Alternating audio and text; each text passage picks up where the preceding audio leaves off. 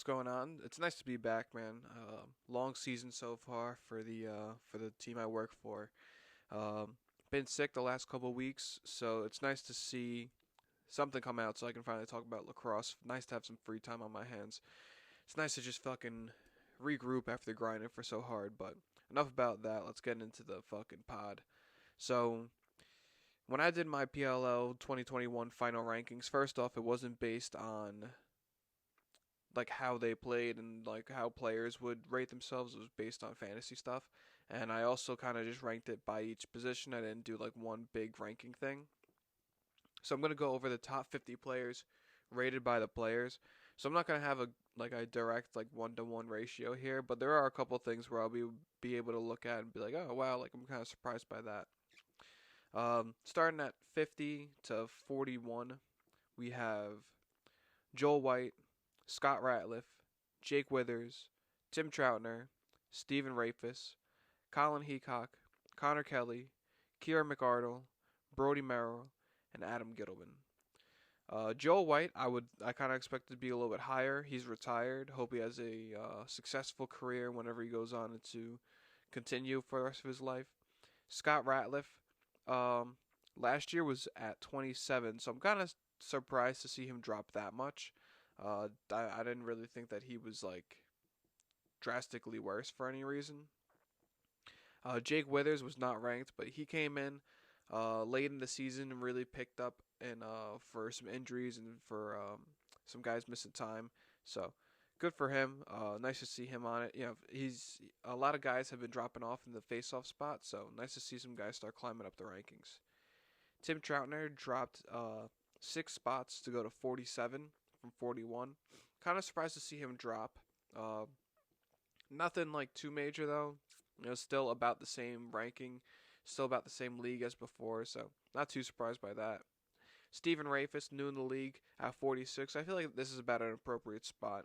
We'll see how he does next season. I kind of expected him to climb the rankings. Same with 45, Colin Heacock. I expect him to probably still be in about the 40s, but I wouldn't be surprised if he dropped a little or raised a little next year. Connor Kelly last year was at 38, so yeah, still roughly about the same spot. I really liked his play this year. Um, was nice to see the Water Dogs actually do pretty well. Cheers to Kieran McArdle also, who was 40 last year, about the same spot as this year, and also Brody Merrill. A lot of Water Dogs in this in the 40s, so gives you some good balance. We'll see if Brody Merrill comes back next season. I'm really not too sure. Would like to see him come back because he's a fucking legend, but he's getting old, man. It's crazy that he's still playing. And then at 41, we got Adam Gettleman. Nicest. If you listen to this fucking channel, you know that I've been just fucking preaching for Adam Gettleman. Just like, you gotta give him the fucking reins. He's your guy. Like, just make a fucking decision. It's either him or Drew Adams, and I'm glad they gave it to Gettleman. I really felt like he deserved it. At 40 to 31, we got a Stony Brook zone, Ryland Reese, Sergio Perkovic, Jay Carlson, Ryan Brown, Michael Rexrode, Will Manny, Ben Randall, Mikey Slosher, Eric Law, and Dylan Ward. Ryland Reese, I'm not too surprised that he's here. Honestly, kind of surprised he's not a little bit higher because I thought that he was one of, if not the best LSM last season. Sergio Perkovic, I mean, I love watching him. He's on my favorite team, but I always just don't know what to make of him because he's just so hot and cold. Jay Carlson's probably one of my favorite players to watch their highlight reels of. His goals are just so spectacular, and the fact of the ball stays in his stick for such a short amount of time and hits the back of the net so quick. Ryan Brown is just also just an elite goal scorer. I mean, he just does nothing but fucking put the ball in the net. Another couple Water Dogs in this, man. It's crazy. Michael Rexrode, needless to say that he's been one of the best defensemen in the league for the last couple of years. So shout out to him. I had him 9 on my list of D-men, so it just about checks out. Will Manny just plays on that high power offense and excels, I should say, spectacularly. So yeah, there's not much. He was 33 last year, about where he is this year. I felt like the Archers in general are are not producing in the postseason. I feel like maybe that's most likely why they're not as high as they should be. Ben Randall, nothing last season, 34 this season. Again, a lot of water dogs here, man. With Mikey Schlosser and then Eric Law, and Dylan Ward. Mikey was very hot and cold, but he had a couple of games where you're like, wow, this guy's fucking for real. He's got great flow, man. He's probably just a great dude. I mean, if you just take a fucking look at him, man, he looks like he's walking around with Scooby-Doo. And then Eric Law, not ranked last year, which is fucking crazy in my mind. I think Eric Law's, again, like, he's a guy kind of like Jay Carlson, where, like, you're just like, holy fuck, man, like, he's just always where he needs to be. He's just always fucking putting in those fucking goals, and you're like, what the fuck? Like, how the fuck did you know to be there? And then Dylan Ward. Kind of surprised that Dylan Ward is where he is. In my opinion, I thought that Tim Troutner was a better goaltender, but shows what I know. And then 30 to 26, they start going by fives now. We got Tucker Durkin, Marcus Holman, Matt Cav, Liam Burns, and Jules Hendenberg. Tucker Durkin, I'm not too surprised to see around here. Just a fucking sick D, man. At 29, we got Marcus Holman. Marcus Holman's just he's got a fucking wicked shot, man. So, not too surprised that he's where he's at. Last year was ranked 39. He climbed 10 fucking spots, so good to see that. Matt Cav dropped a good amount from 11 to 28, which I think he's more of a 28 kind of guy, to be honest. Liam Burns not ranked last year. In my opinion, he was statistically the best defenseman in the entire fucking league. So, not surprised that he's not higher than this, because just because you're statistically good doesn't mean that you're schematically good. But also like to see him a little bit higher, just because, like, on paper he was fucking sick, if not the best defenseman statistically. And then Jules Hendenberg, not ranked last year. I don't think he played last year. I believe he had some last minute issues or something. I don't know. I don't want to say anything that I don't know, but I think it had something to do with health issues. Not ranked last year, 26 this year. I think that's about where he stays. He's a staple in that fucking Redwoods offense. He can really just play anywhere, especially with those two big men, with Miles Jones, Sergio Perkovic. He's a great third. 25 to 21, we got Garrett Epple, Danny Logan, Brad Smith, Dane Smith, and Zach Goodrich. We got a couple of short sticks in here. Garrett Epple dropped about 10 spots. I'm kind of surprised by this, but Redwoods didn't do as good as they usually do, so I'm not too surprised to see them like this. Danny Logan, not ranked last year. I don't think he played last year. So, joining the league this year, he was in fucking short stick D-Mid of the Year competition, so I'm not sure if he won or not, but yeah, he deserves to be right around where he was. Brad Smith had like a sneaky good season last year, I won't lie. Put up a good amount of points. The Whipsnakes kind of underperformed last year, though, so nice to see. I mean, I say they underperformed, and I'm pretty sure that they made it to the finals, but Brad Smith still fucking kicking ass. Dane Smith, 22. I wouldn't be surprised if like he should be higher. On my midfielders, I guess I had him at 8. I had Rayfest and Perk ahead of him, so I guess maybe I was even fucking sleeping on Dane Smith. But I don't know. I love Dane Smith. I might buy his jersey. He's so fun to watch, man. And then Zach Goodrich, in my opinion, he was the best short stick D midfielder of last year. So I'm a big Zach Goodrich fan. I hope that he keeps playing well, because I always got love for the D mids. At 20, Joe Nardella. Now we start seeing some face-off guys again. A dip down from last year, but not bad either. Particularly, the whole team, the Whipsnakes, had a bit of a dip down in terms of their season, but I think that he was still a staple guy on that team. So there's not much you're really gonna do with that. Expect him to be higher next year. That's all I'm gonna say. TD Erlin, another guy who's I expect to be higher next year. I think that he's gonna be a fucking workhorse in this league, good for him. Love that he's on our team. U Albany guy. I think he was U Albany, then Yale, and then somewhere else. But maybe Denver. But first year in the league, and he kicked ass. Paul Rabel retired, 18 in the league, just about right. Had really disappointing the season before, and I knew he was going to have a fucking sixth season. Because there's no way, first off, there's no way you're going out like that. And there's no way that you're going to come back as the arguably the best lacrosse player of all time and fucking take a dumper back-to-back seasons. 17, Matt Dunn. When I say the Whipsnakes had a down for most of their team, I don't think this includes Matt Dunn. I think Matt Dunn had a hell of a fucking season.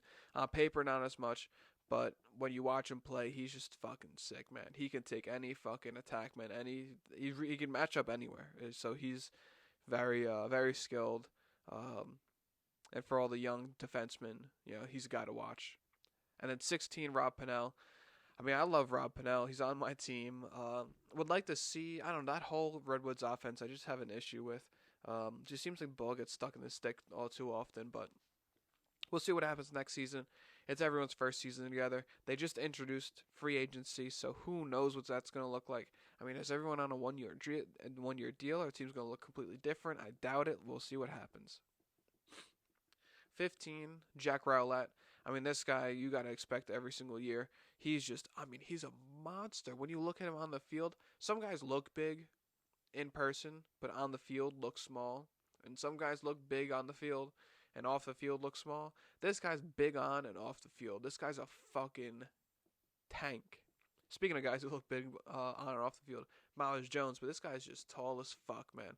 He's a gigantic guy and was honestly a great playmaker. You usually think, big guy, he's going to run through guys, get to the net, score goals, nice finishes, lengthy shots. But no, it was Rob Pannell down low and Miles Jones up top, and they were just coordinating the offense from X and up top, and I love to see it.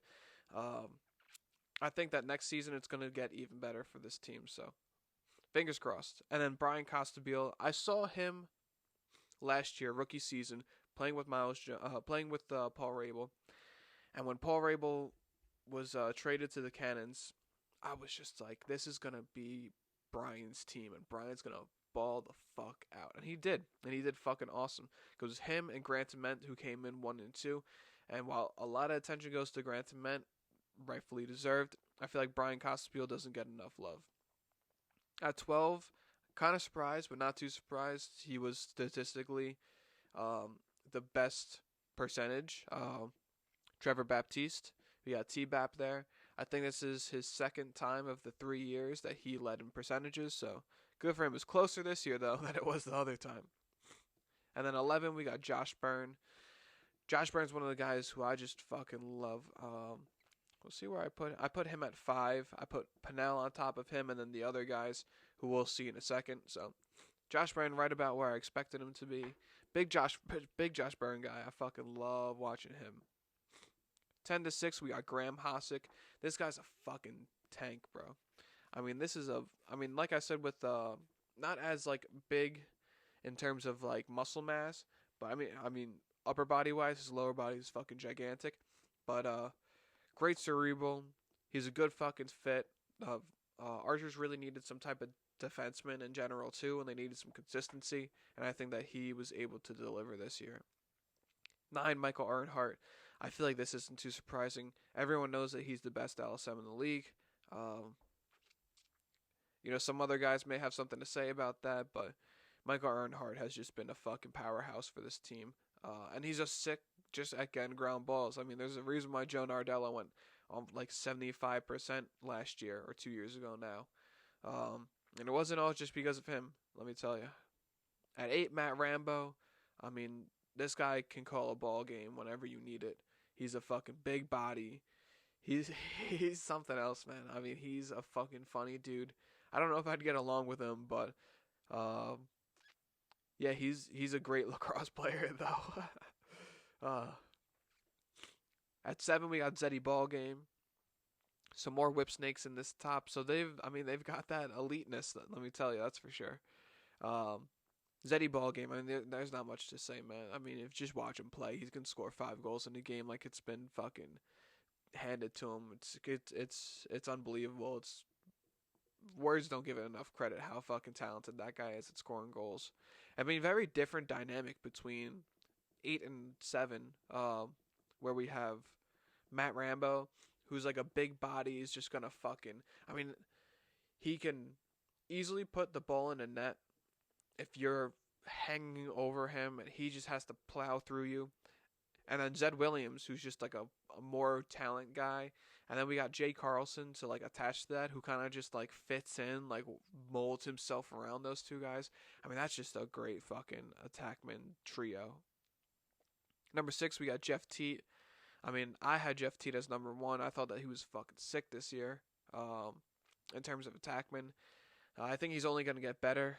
Maybe I pushed it a little bit on number 1, but he played a couple less games, and I think that he's going to be fucking nuts.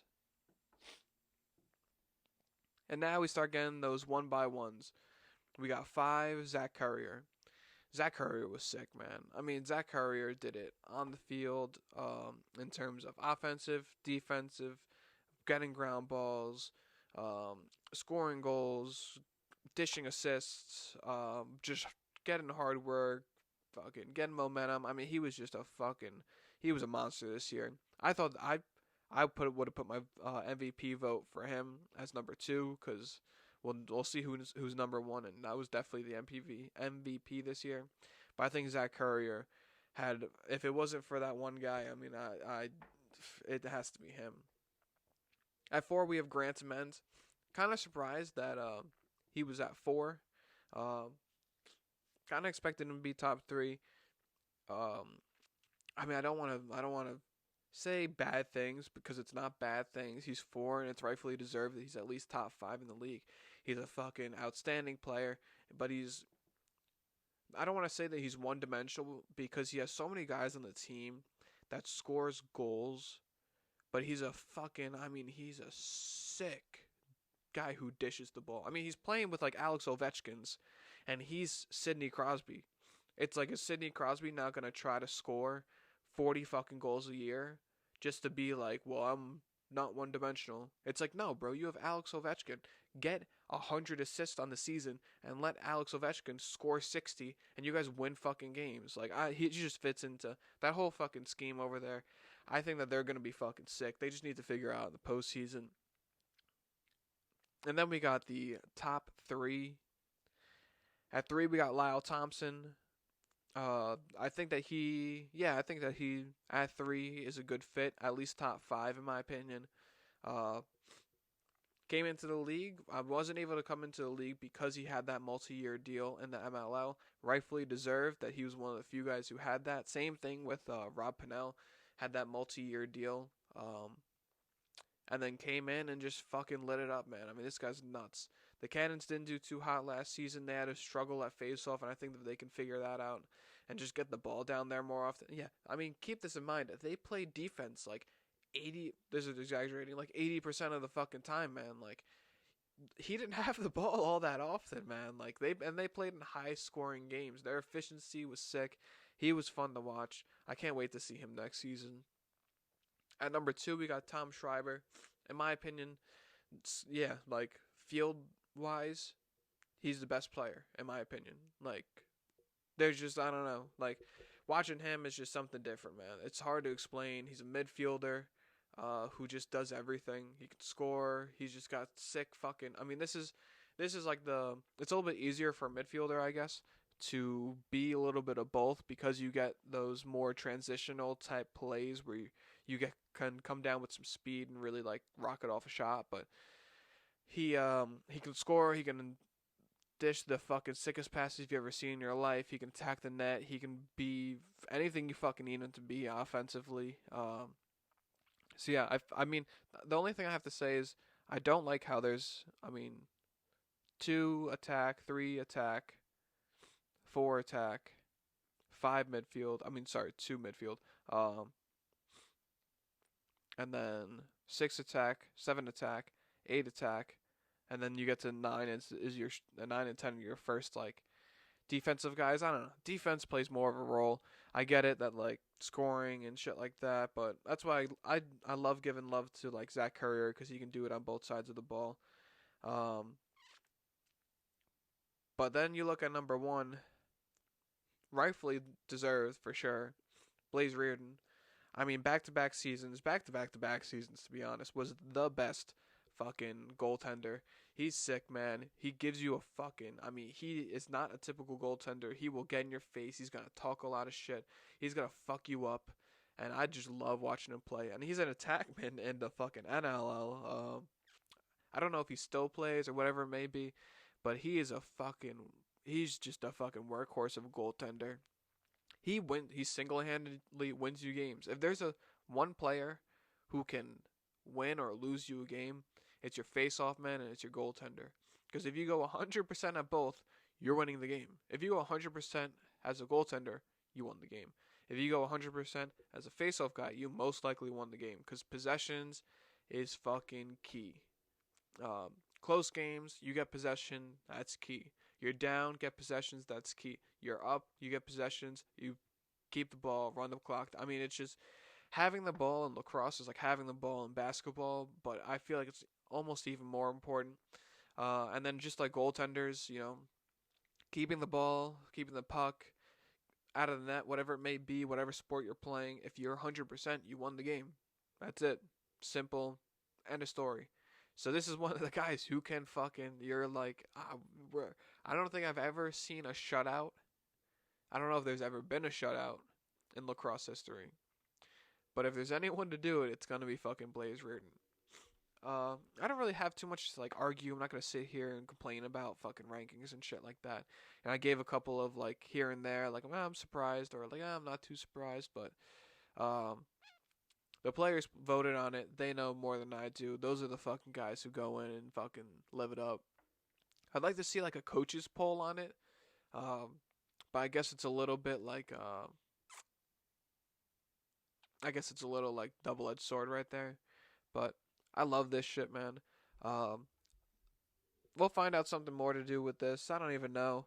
I might do some NLL stuff. We'll see. I might get the ESPN Plus. We might start doing NLL lacrosse and PLL lacrosse at the same time. But I'm trying to get someone on here. So if anyone wants to fucking hop on, talk about lacrosse, let me know. If you got any suggestions, let me know. I just love doing this shit, man. I love talking lacrosse, and I would love someone to come on and especially someone who knows a little bit more than me. I'm a sports medicine guy. If I can get a more athlete type perspective, I work with athletes every day. I work with coaches every day. I work with sports staff every day. So I have a perspective, but it's from my own. So if I can see it from the other side, especially someone in lacrosse, I'd love it. So if anyone wants to fucking hop on, just let me know. Send me a DM at BuffBrain on Instagram.